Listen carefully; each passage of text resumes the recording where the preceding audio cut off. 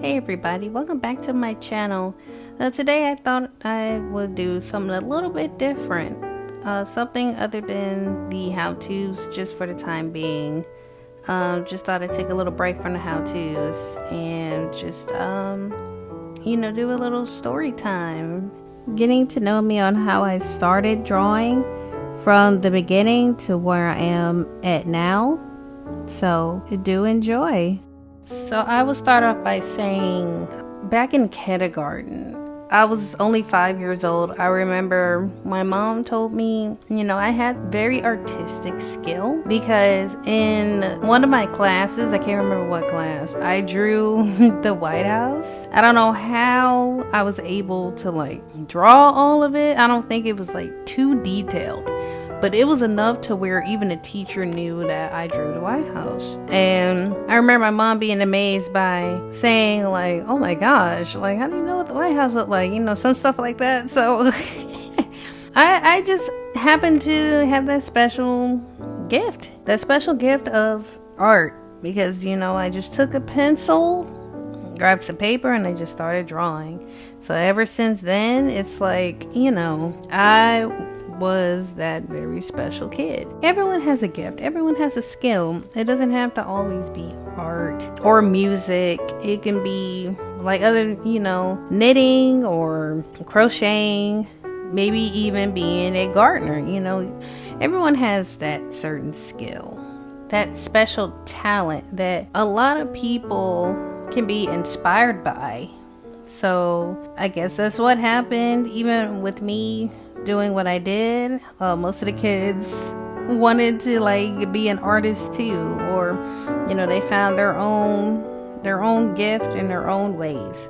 Fast forward, this would be middle school, so maybe 13 or so, pretty much around that age. In classes, I will always be drawing my favorite characters. I used to I don't know, other than stick figures, I would try to draw my own characters from imagination, and then I would make up these little stories that has no meaning, no sense to it. I was just imagining a lot of stuff. And going on from that, I used to try to get into the anime, the mangas and stuff that we have back in school, in the library section. And from then on, I used to think, oh, anime looks cool, stuff like that. I think the first anime that I started watching was probably Rosary Vampire. Don't ask me why, that was the first one. But it got me into it. So then I would try to draw the characters and I was like, yo, this is too hard. So from then on, I would just always try to keep practicing it as far as the eyes and stuff. But then I was like, it's a little tricky. So fast forward again, I was still in middle school though, but at the time, that's when, I can't remember what year, I started watching this show, and I would draw the mess out of it, and that would be Sonic X. Sonic X was my favorite show. I will break my neck at 6 or 7 in the morning on channel 11 or channel 4 trying to watch it and look at it. I was so into it. And Sonic was probably one of the things I started drawing because it was simple, it was easy. They just have the heads, the big old heads, a little small body, kind of like a chibi's, but they got spaghetti arms and big old hands, Bugs Bunny or something, the Looney Tunes characters. So Sonic X was pretty simple and easy for me to draw from time to time. And I will always, I said, I made my own characters too. For Amy, I gave her a couple of sisters. One of them was May, and the other one, it would have been Yam, but people would have mistaken it as Yam, but I put a U on it. Anyway, Sonic X to me got me into it. Now, I sadly never played the modern games Sonic the Hedgehog 2006 version. Not all the Sonic games But I did play Mario and Sonic, like the Olympic games and stuff, but I was like not into it. So I was still heavy on it, which was the weird thing. And I was always like, I remember being on YouTube back then, looking up Sonic, and people would have their own Sonic characters, their own fan-made characters, their own little stories, their own ships. And I was like, yeah, this is cool, you know? But yeah, so Sonic and his characters had like very easy and simple bodies to like draw, because it wasn't as complicated as anime itself, because it's like you're kind of like drawing humans. So back then I couldn't really draw anime because there were, I don't know, there were more into detail, there's more like wider length. I don't know how you would like explain it. I don't know how I would explain it, but I just know that it was so hard to draw. Including like the different angles of the heads back then versus what I can do now. I'm still learning myself though on how to draw certain angles and everything. I'm still drawing like first like flat view instead of like perspective views and stuff, but over time, you know, all you gotta do is just practice. And that's what I did with Sonic. I practiced drawing Sonic characters all the way up till high school and graduation. During like high school, I would say even freshman year and up, I would knowing I'm supposed to focus in school, in every class, no matter what it was, I would always grab like my drawing folder out, and I would just be drawing during the lessons, during the sessions. And it's like, bruh, like I was semi-interested in school, but I was not at the same time, because it's like I just made my own free time of drawing. So I was still trying to practice it. When I drew my first semi-anime character, she still had like the stringy arms and legs, like the Sonic characters, and the big old head.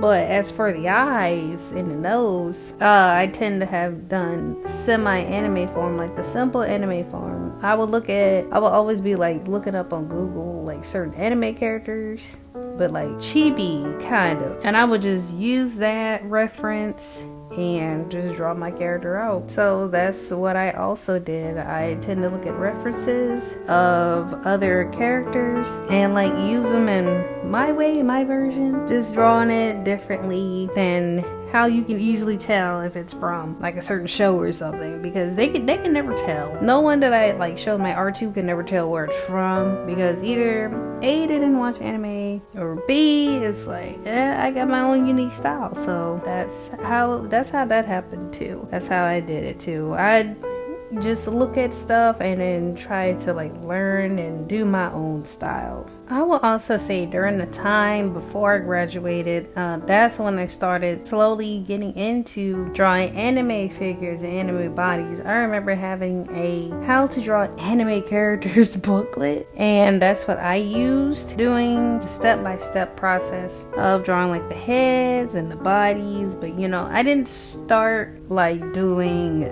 shapes though. I just drew it out. So I kind of was like already there.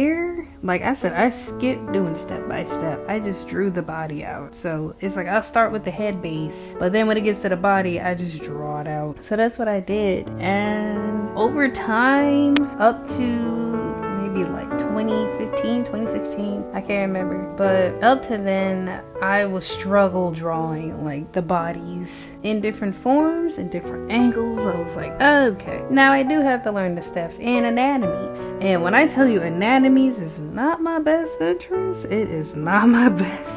It's so much to learn from it. Like, yes, using the shapes will help you out, but throughout most of my years, I just been drawing from imagination, because sometimes I can't find the simple body or the simple shape, like the angle of the body that I want to draw for the character that I'm doing. So it tended to have gotten a little bit tricky. So here and there, still even now, I'm doing my best to like avoid anatomies, but I know eventually, sooner or later, I would need to learn the basics. So that's what I gotta do. Sometime later, like after high school, some of the things that I still tend to struggle on even to this day. Aside from practicing, I finally learned how to do anime by watching more of it and watching other artists step by step know how to do it. The thing I still struggle with is highlighting and shading. I did have an art class back then in school, in high school, learning how to shade and do other, like, you know, the shading and the highlighting of stuff, but it was kind of getting annoying. It felt like to me that it was taking up too much time, but up to now it's like that's what's needed in drawing. Sometimes the rendering, and it makes it pop out more, it makes it look better instead of just flat colors with no shading. Because even before I started shading when I was drawing Sonic still at the time, like the Sonic characters, I did not shade at all because I was like, this is taking too long, it is not fun.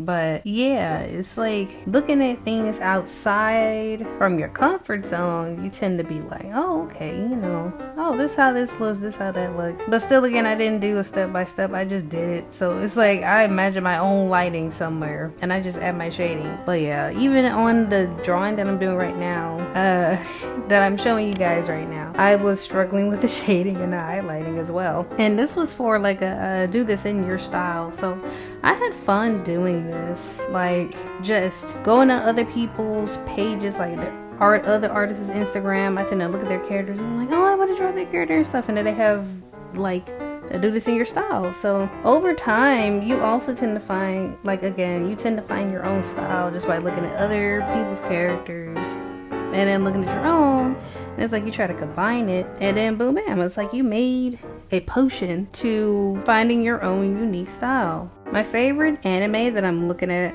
still up to this day, which I am so ready for the new season, is My Hero Academia. My boyfriend, Epic Funny, that's his name, check out his YouTube if you guys want. He was the one that showed me that anime, and it's like I love like the bubbly texture, like the bubbles, the bubble looking eyes, the, like, you know, the character themselves. And I was like, I kind of want to draw my own version, you know, have my own characters for my hero. So time after time, I just started drawing my own characters out. Sadly, like I said, I do not make background stories for my characters. I just tend to draw them, and then I just go with it. I just use them, and I'm like, okay, this is what we're gonna do, this is what I'm gonna do, and I like it, I enjoy it. But yeah, My Hero Academia is like my favorite anime right now. More and more animes that I've been looking at lately is like Jujutsu Kaisen. New anime I'm looking at right now is Solo Leveling, Spy Family, Buddy Daddies. Like all these animes, I tend to, like, aside from just looking at it, it's like I study their like character designs, and then I just be like, I kind of want to use this, I kind of want to use that. But like I'm also like inspired by these artists, especially with Jujutsu Kaisen's animations. Like their animations are so good, it's like, oh, I want to do this. But I haven't got to that animation stage yet. And I kind of want to do it. Like I feel like I'm ready. I'm just lazy.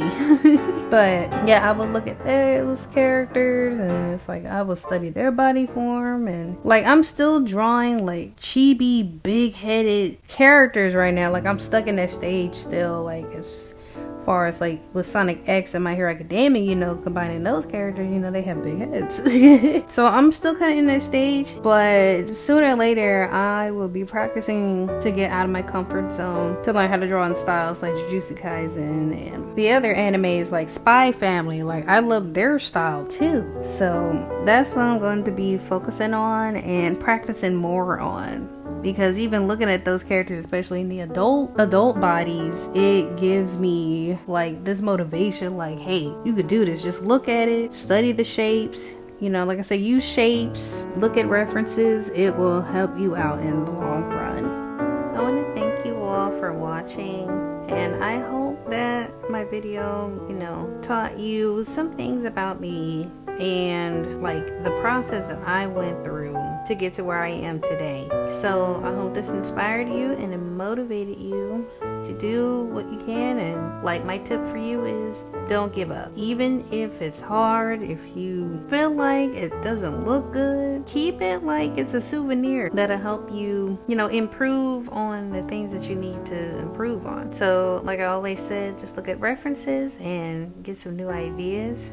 And don't forget to keep practicing. Practicing is what helps you have more brain development and help you remember the steps and the stages of how to do things a lot quicker than what you used to normally do where you're taking your time.